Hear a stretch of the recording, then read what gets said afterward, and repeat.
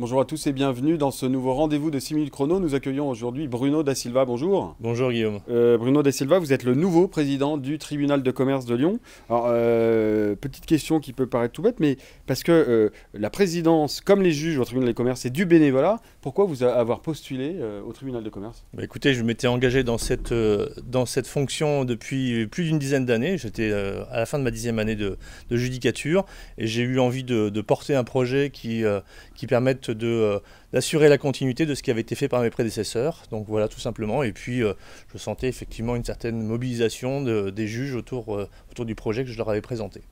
Alors d'après le dernier, on va rentrer dans le vif du sujet, d'après le dernier décompte de la Banque de France, les défaillances d'entreprises repartent à la hausse. Dans le ressort du tribunal de commerce de Lyon, quels sont les niveaux de procédure, de redressement et de liquidation judiciaire? Alors écoutez, en 2023, on a connu 1515 procédures de redressement et liquidation judiciaire. C'est un chiffre qui est assez significatif, qui est en hausse de environ 40% par rapport à l'année dernière. Donc effectivement, cette progression, elle peut paraître importante. Toutefois, si on la relativise par rapport aux années précédentes, et notamment, je dirais, les années 2020 à 2022, au cours de ces 3 années, nous avons perdu près de 35% d'affaires par rapport à des années dites normatives, qui étaient les niveaux historiques.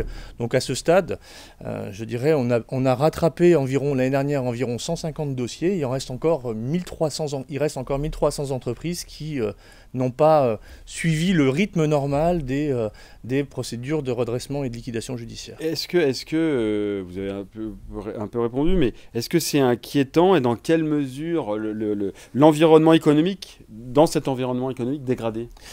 C'est pas tant la progression qui est inquiétante, puisque finalement elle vient effectivement s'expliquer par les années particulières que nous avons connues entre 2020 et 2022. Ce qui est plus inquiétant, c'est la situation dans laquelle les entreprises arrivent, et notamment certaines entreprises qui rentrent dans ce qu'on appelle les 4 principaux secteurs des entreprises en défaillance. Et c'est-à-dire dans quel niveau elles arrivent justement, dans quel état elles arrivent? Elles arrivent... je dirais avec un niveau de dette qui est parfois extrêmement compliqué à restructurer et des difficultés et un niveau de trésorerie qui est exsangue, ce qui rend l'exercice un peu plus délicat parce qu'elles n'ont pas suffisamment anticipé. Et c'est un message que nous faisons passer au maximum, c'est d'anticiper les difficultés, de se porter candidat, de faire savoir auprès du tribunal dès lors qu'on rencontre une difficulté, de manière à ce qu'on puisse mettre en œuvre les bonnes pratiques le plus vite possible. Et est-ce qu'il y a justement ces difficultés viennent aussi du fait qu'il y a les remboursements PGE aussi? Oui, il y a les remboursements PGE qui viennent en plus qui viennent s'empiler effectivement à un niveau de dette qui pouvait déjà exister préalablement. Tout à fait. Alors, il y a quand même une particularité au tribunal de commerce de Lyon. Vous en y avez parlé lors de l'audientionnel de rentrée, pardon. 37% des conciliations, j'avais retenu ça, 37% des conciliations en France sont traitées par le tribunal de commerce de Lyon. Comment on explique cette spécificité lyonnaise? Alors quand on parle des conciliations, on parle des conciliations sur les traitements des litiges, Guillaume. Cette spécificité lyonnaise, elle est le résultat d'un engagement, je dirais un engagement des différents présidents qui m'ont précédé, tout d'abord. Un engagement également des juges, qui est très fort, puisqu'on a une très belle équipe de 12 juges qui mobilisés sur la conciliation. Et puis également, je dirais, une adhésion des avocats sur ce mode alternatif de règlement différent qui est, je dirais, soucieux de préserver la valeur de l'entreprise. Donc ça veut dire que vous travaillez, le tribunal de commerce et le barreau de Lyon, vous travaillez main dans la main? On travaille effectivement main dans la main pour œuvrer pour une justice plus humaine, plus rapide, évidemment.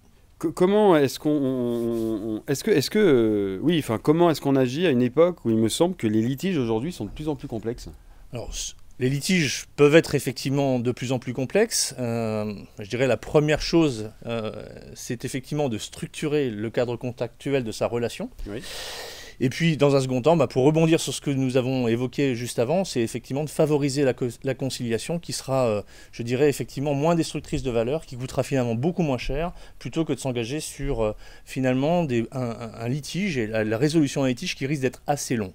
Et c'est ce que vous disiez, c'est-à-dire que vous disiez aux chefs d'entreprise d'anticiper, c'est-à-dire qu'en fait le tribunal de commerce c'est pas je vais dire un gros mot, c'est-à-dire que le tribunal de commerce est avant tout, enfin ce que disait Thierry Gardon, est avant tout pour aider les entreprises à s'en sortir, en fait, c'est ça. Le tribunal de commerce est là pour dire la loi, pour effectivement agir, mais dans l'équilibre économique, mais il est également là pour accompagner et veiller à ce que les mesures d'accompagnement des entreprises permettent d'assurer leur sauvetage. Alors il y a une question aussi qui est primordiale, c'est le délai moyen des contentieux. Ça, on en parle beaucoup. Le délai moyen des contentieux du tribunal de commerce est 400 jours. Comment on fait pour le réduire ? Alors comment on fait pour le réduire ? Je dirais, ce délai, il peut paraître long, mais finalement ce n'est que le délai en première instance, c'est-à-dire le délai d'instruction d'une affaire et de rendu du délibéré devant notre juridiction à Lyon. À cela, il faut ajouter également, dans l'hypothèse d'un appel, le délai de la cour d'appel. Donc pour le réduire, bien effectivement, on en revient toujours à la même chose, c'est de travailler sur l'amiable. Et puis de l'autre côté, pour ce qui nous concerne, on est en train de travailler avec le barreau de Lyon, justement, nous en parlions juste avant, pour repenser la façon de mettre en état les dossiers pour accélérer la phase amont du dossier jusqu'à l'audience de plaidoirie. Ok.